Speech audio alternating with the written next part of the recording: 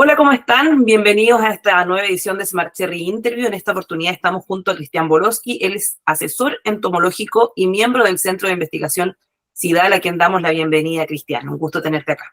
Hola Andrea, mucho gusto también para mí. Un agrado poder siempre participar de este tipo de iniciativas. Bienvenido. Siempre es muy grato conversar con alguien que nos va a ayudar a hablar de algo que no se habla mucho en la producción de cereza y que además no nos gusta hablar mucho porque es como el puntito negro de todo esto. Hoy día vamos a conversar de plagas, de las principales plagas de cereza, y me gustaría partir preguntándote de manera muy general cuáles son las principales plagas que afectan a la producción de cereza. Mira, Andrea, la verdad que la cereza dentro de los cultivos que tenemos en Chile es uno de los, te diría yo, que tiene una cantidad de plagas más restringida. Sin embargo, no por eso menos importante. Si lo comparamos, por ejemplo, con la uva de mesa o lo comparamos con las pomáceas, evidentemente que vamos a darnos cuenta que la cantidad de agentes causales de problemas no son muchos, son 3 o 4, pero eso muchas veces también determina que tengamos que hacer o hacer uso de una gran cantidad de aplicaciones dependiendo de la magnitud de la plaga. Las principales plagas yo te diría que están en 4 agentes causales fundamentalmente. La Drosophila Suzuki, que es una plaga que ingresó hace poco a nuestro país, por ahí por el año 2017, que ha generado grandes perjuicios económicos, que ha subido considerablemente también la tasa de uso de plaguicidas en nuestros cerezos. Están las escamas, que ha sido una plaga que siempre nos ha complicado en los frutales de hoja caduca fundamentalmente. Y también están las arañitas y los trips, que dependiendo de la temporada pueden ser más importantes o menos importantes en función de las condiciones climáticas, como la mayoría de los insectos y los ácaros. En esta oportunidad, o sea, en este momento de la temporada de cereza, cuando estamos en cosecha, entrando al mes de transición a la dormancia, ¿cuáles son las que tienen mayor incidencia en este momento y que tenemos que tener más cuidado con ellas? Bueno, sin lugar a dudas, las plagas no voladoras, ¿no es cierto? Aquellas plagas que se desarrollan durante toda la temporada en el cultivo, como son las arañitas, como son las escamas, ¿no es cierto? Como son los chanchitos blancos, son las plagas que en este momento nosotros podríamos generar ciertos niveles de control. Desde ese punto de vista, me parece que el mayor problema hoy día está en las arañitas y en particular en la arañita bimaculada. Esa es una plaga que genera muchos problemas en estos momentos. Generalmente tenemos que hacer 2 hasta 3 aplicaciones de post cosecha para evitar, ¿no es cierto?, cualquier impacto que tenga sobre la planta y generar un adecuado ingreso a la dormancia, como tú decías, Andrea. ¿Cómo detecto esa presencia de arañitas? ¿Es a simple vista puedo mirar la planta y darme cuenta que tiene o tengo que estar pendiente a lo mejor de otros signos en la planta? Y además te aprovecho de preguntar qué es lo que genera esta presencia de arañitas si yo no hago un control efectivo. Bueno, la arañita en su monitoreo debe ser una de las plagas más sencillas. Basta con una simple lupa de mano y poder observar ambas superficies de la hoja, tanto el haz como el embés. Generalmente ciertas especies se asocian al haz, como es el caso de la arañita roja europea, y otras en el embés, como es el caso de Ternicus urtice o arañita bimaculada. Ojalá nosotros siempre pudiéramos generar un monitoreo sistemático de nuestras plantas, ¿no es cierto? Porque cuando ya vemos el daño, lamentablemente hay una pérdida, hay un problema económico asociado. Y desde ese punto de vista, la cultura del monitoreo es tremendamente relevante. Nosotros tendríamos que estar siempre observando, viendo qué pasa y evitando llegar a los umbrales de daño económico o a los niveles de daño económico, ¿no es cierto? De modo tal de evitar este perjuicio directo en la planta. En suma, te diría que es una plaga muy fácil de monitorear, una plaga que necesita solamente de un monitor con su lupa de mano y podríamos observarla fácilmente en, por ejemplo, todas aquellas plantas que están generalmente más cercanos a las orillas de los cuarteles. Y en el caso de la detección, me imagino que todo este control va dentro de un programa fitosanitario, pero depende, o sea, de qué momento yo empiezo a monitorear y cuánto tengo que aplicar o hacer aplicación en caso de que tenga presencia o también de manera preventiva. En general, nosotros debiéramos considerar el monitoreo como una práctica habitual en nuestros cultivos, ¿no es cierto? No solamente en los cerezos, sino que en todos. Debiéramos tener un monitoreo ojalá semanal o máximo quincenal.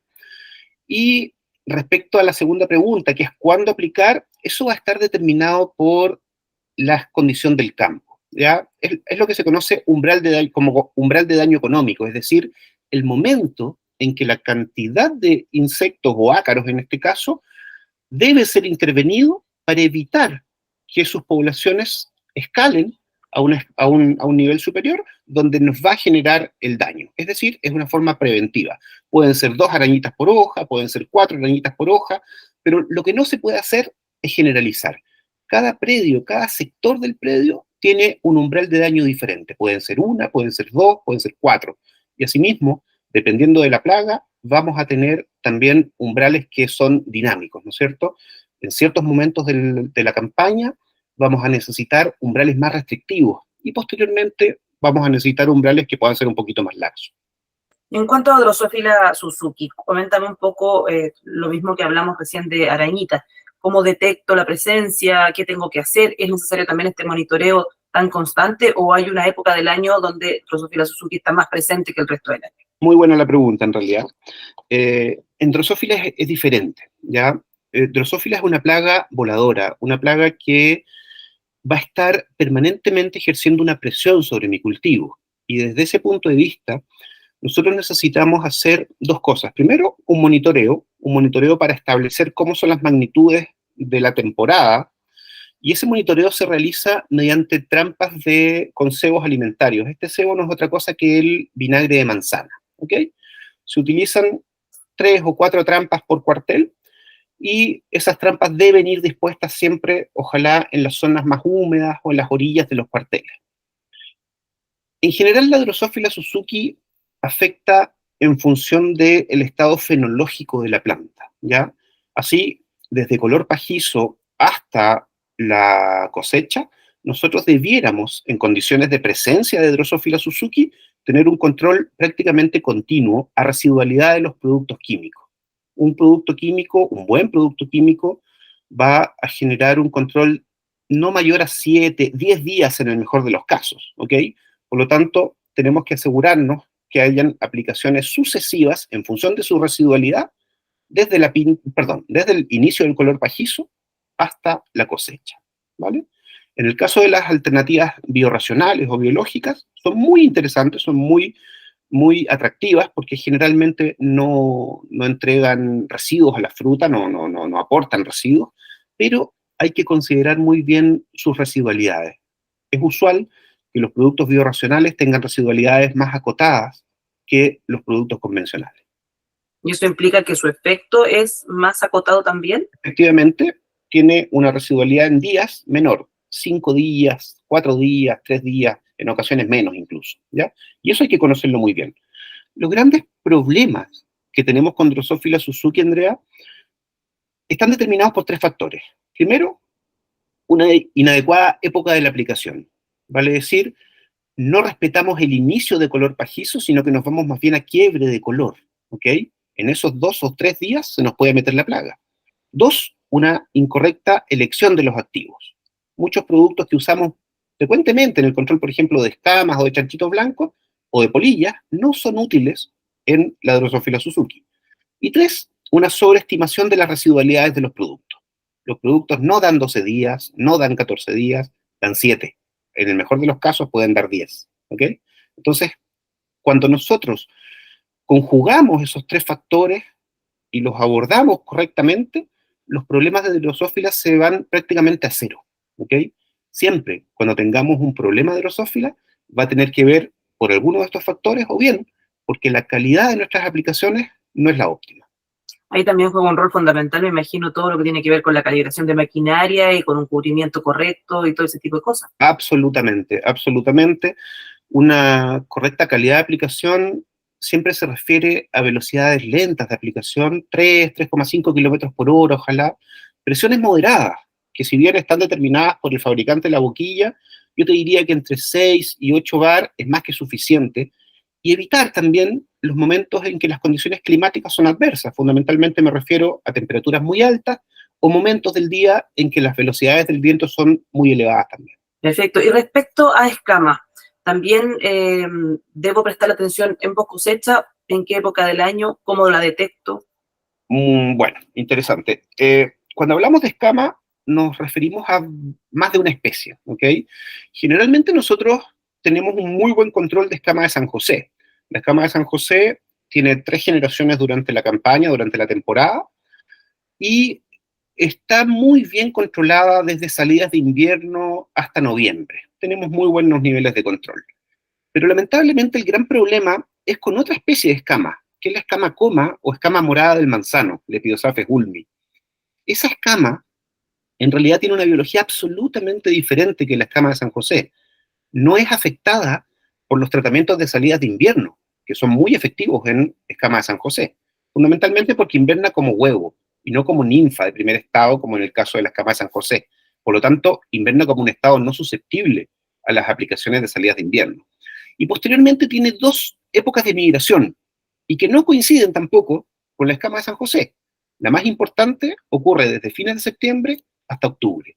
Lo que quiero decir con eso es que muchas veces nosotros hablamos de controlar escama, pero generalizamos.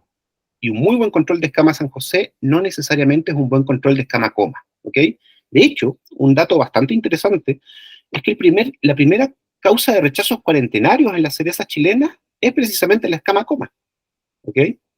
Y en el caso de la escama San José, prácticamente no se observan rechazos cuarentenarios. Esto tiene que ver exclusivamente con el momento en que estamos aplicando. La detección es más compleja que las otras dos, por ejemplo, que son a simple vista. No, no, para nada. Es exactamente lo mismo. En particular, la escama de San José, perdón, la escama de coma es un poquito más sencillo porque tiene una forma muy específica, ¿no es cierto? Que es una forma que se denomina mitiliforme. En términos más fáciles, es como la forma de un chorito, de un mejillón, ¿ok? Entonces, no, es muy sencillo verla. Generalmente, la escama coma es una escama que está presente en huertos que no tienen un trabajo fitosanitario muy exhaustivo, o bien proviene muchas veces, lamentablemente, de plantas desde el vivero. Recién conversábamos respecto de las plagas que representan rechazos cuarentenarios. De estas 4 que hemos hablado, o 3 que hemos hablado en general, ¿cuáles de ellas presentan, además obviamente del escama coma que me comentabas recién? Esto va variando. eh, por ejemplo, en el caso de Drosophila no hay cuarentenas más allá de un par de mercados que no son importantes para nosotros, como Australia, Nueva Zelanda. Los principales causantes de rechazos cuarentenarios en cerezas son, primero, Lepidosaphes gulmi, que es la escama morada que acabamos de conversar. En segundo orden, los chanchitos blancos. Curiosamente, es extraño ver un chanchito blanco, pero aún así son responsables del 16% de los rechazos cuarentenarios de cerezas chilenas. Posteriormente viene una especie endémica, que es una arañita, que se llama falsa arañita de la vid, Obrevipalpus chilensis, con cerca de un 14% de los rechazos. Y finalmente están los trips californianos, con un poquito más de un 10% como responsables de rechazos cuarentenarios de nuestra cereza. Mucho más abajo viene recién la escama de San José, ¿okay? Que es una de las especies que nosotros estamos conversando. Pero, ojo con este dato, muchas veces se utiliza, ¿no es cierto?, y se habla, pero lo cierto es que, por ejemplo, la escama morada es el primer causal de rechazos cuarentenarios, pero no son más de 250.000 cajas, ¿no es cierto? Es bastante exiguo el número respecto, por ejemplo, a las 70.000 hectáreas que tenemos nosotros hoy día, o más de 70.000 que tenemos de cereza en Chile. Claro. Oye, y respecto del clima, ¿cómo afecta toda la parte agroclimatológica para las plagas? Este año en particular, el año pasado, en realidad tuvimos una condición totalmente diferente a lo que habíamos tenido en los últimos años, con mucha lluvia, con mucha humedad en primavera, con lluvias primaverales. ¿Ese tipo de condiciones agroclimatológicas son propicias para el desarrollo, a lo mejor, mayor de estas plagas? Hay en algunos casos que sí. Por ejemplo, se me ocurre inmediatamente Drosophila Suzuki, Drosophila Suzuki es una plaga que tiene un rango de temperaturas muy amplio, que va desde los 5 hasta los 30 o 32 grados Celsius, donde ella puede vivir muy bien. Pero su factor limitante siempre está en la humedad relativa, no soporta la humedad relativa baja. Por lo tanto, primaveras o veranos en los cuales tengamos alta pluviometría, eventualmente va a generar un mayor impacto en la plaga porque va a tener una condición predisponente más favorable, ¿ya? Por el contrario, una condición de alta pluviometría en el caso de una araña, por ejemplo, puede ser hasta beneficiosa para nosotros, es decir, incómoda para la araña. Entonces, claro, las temperaturas, la humedad, dependiendo de la plaga, puede ser favorable para unas o desfavorable para otras. Lo que para todas las plagas es importante es que las temperaturas sean relativamente altas, ¿no es cierto? Mientras más altas las temperaturas, hasta ciertos niveles, las plagas van a poder generar sus desarrollos de forma más rápida, más acelerada y eventualmente, en algunos casos incluso, podrían llegar a generar más generaciones por temporada. Tomándome eso, entonces siento que como para Drosophila esta fue como la temporada perfecta, porque finalmente tuvo esas condiciones de humedad y después tuvo esa condición de calor, entre comillas, extremo en el verano, 2 semanas, por ejemplo.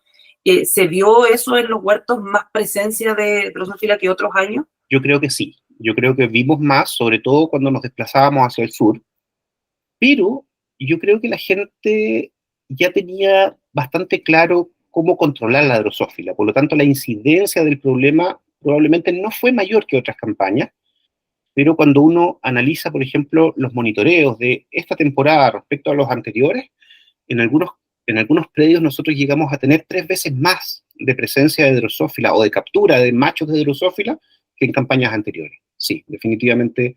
Y eso da cuenta también de lo que hablábamos en un principio. Es una plaga muy agresiva, muy complicada, que exige mucho, pero que por otra parte, en la medida que tú hagas las cosas correctamente, vas a tener un control prácticamente del 100%. En el caso de Drosophila, normalmente Drosophila también se hospeda en otros frutos, pueden ser frutos silvestres, la mora, por ejemplo. Sí. Si tengo un huerto que está rodeado de mora silvestre, ¿qué es lo recomendable? ¿Sacar esa mora o dejar esa mora? Porque en algún momento lo hemos conversado y me ha tocado realizar otras entrevistas donde la postura es saco la mora para evitar que haya, digamos, un lugar donde se pueda hospedar. Pero por otro lado es dejo la mora para que la Drosophila tenga un lugar donde hospedarse y no venga a mi cereza.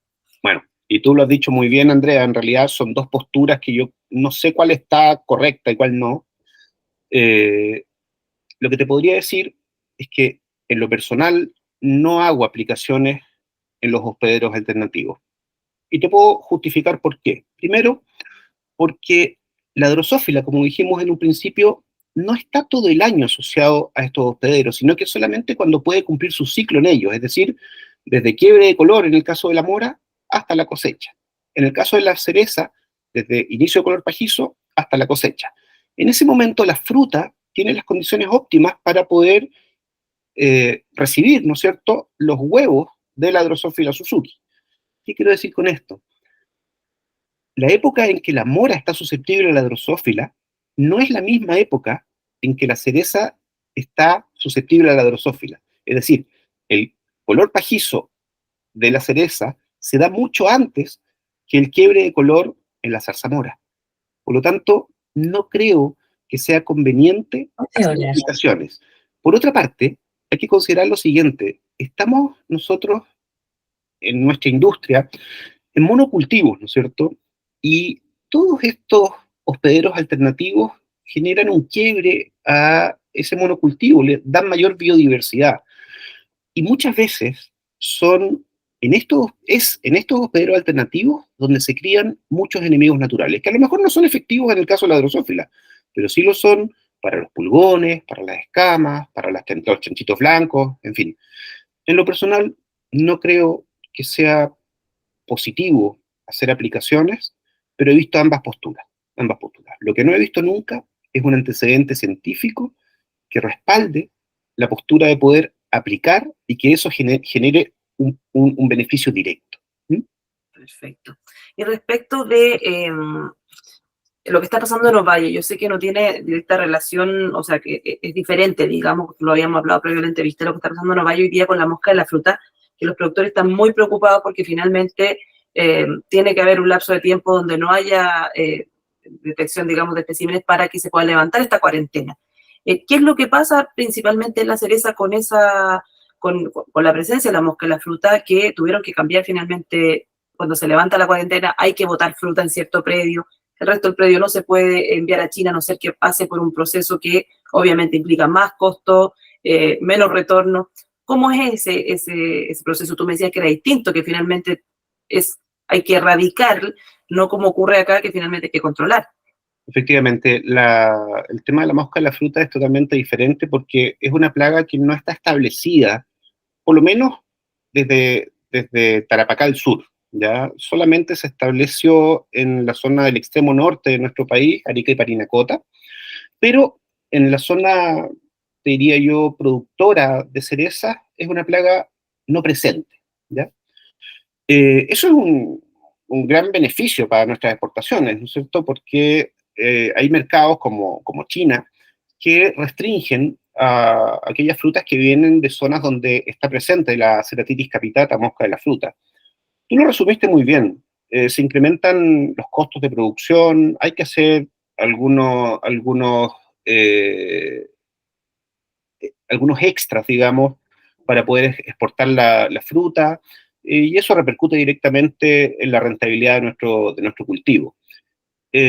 Respecto a su situación, como tú bien decías, hay que esperar, ¿no es cierto?, cierto número de generaciones, generalmente son 3 generaciones donde no aparezca la mosca de la fruta, o en particular la mosca del Mediterráneo, porque son muchas las moscas de la fruta. Esta es la mosca del Mediterráneo, y que nos permita asegurar que esta plaga nuevamente está fuera, en este caso de Ovalle, ¿okay? No se ha establecido.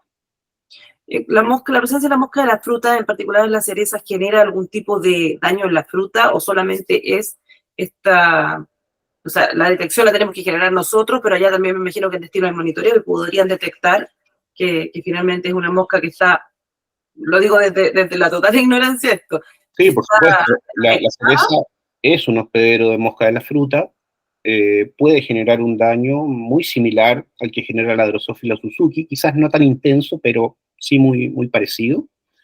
Y respecto a la forma de monitoreo, generalmente lo que se usa son trampas fagosexuales, se llaman, es decir, son trampas alimentarias que atraen fundamentalmente a los machos de la Ceratitis capitata. perfecto. Y ya como para finalizar, yo sé que lo hablamos, dimos una pincelada hace unos minutos respecto del uso de productos biológicos para el control de plagas. Me gustaría tener tu opinión al respecto. Yo sé que hablaste de la residualidad, pero hoy día se está utilizando mucho más que antes, se está conociendo más, hay más productos. ¿Cuál es tu opinión respecto de eso, de poder utilizar productos biológicos? ¿Cuáles son los beneficios? ¿Cuáles son a lo mejor las cosas que me faltan de usar un producto convencional?